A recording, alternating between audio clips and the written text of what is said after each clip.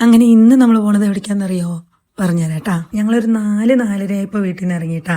ഈ ഒരു സ്ഥലം എത്ര പേർക്ക് അറിയാം? അറിയണവരുണ്ടെങ്കിൽ കമന്റ് ചെയ്യണം കേട്ടാ.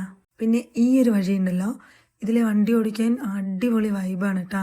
അങ്ങനെ ഇതാ നമ്മൾ നമ്മുടെ മെയിൻ എൻട്രൻസിലേക്ക് എത്തിയിരിക്കുകയാണ്. അങ്ങനെ നമ്മൾ പോണത് എവിടേക്കാണെന്നറിയോ? നെല്ലിയാമ്പതിയിലേക്കാണ് ഗായ്സ്, നെല്ലിയാമ്പതിയിലേക്ക്. അവിടെ ഫാം വർക്കേഴ്സിന്റെ ഒരു പരിപാടി നടക്കുന്നുണ്ട് കേട്ടാ, നാച്ചുറ എന്ന് പറഞ്ഞിട്ട്.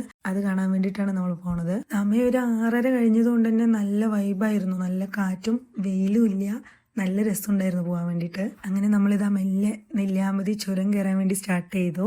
ഞങ്ങൾ വരുന്നുണ്ടെന്ന് വിളിച്ചു പറഞ്ഞതും തന്നെ അമ്മ പറഞ്ഞിട്ടുണ്ടായിരുന്നു, ആനയുണ്ട്, സൂക്ഷിച്ച് വരികയെന്ന്.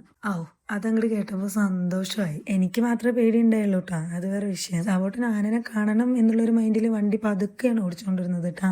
എന്തോ ഭാഗ്യം കൊണ്ട് ആനയെ കാണാൻ പറ്റിയില്ല. പിന്നെ ഞങ്ങൾ ഈ പ്രകൃതിയൊക്കെ ആസ്വദിച്ച് അങ്ങനെ ഞങ്ങൾ പോയിട്ടാ. പക്ഷെ നല്ല രസമായിരുന്നു ആ ഒരു വ്യൂ കാണാൻ വേണ്ടിയിട്ട്.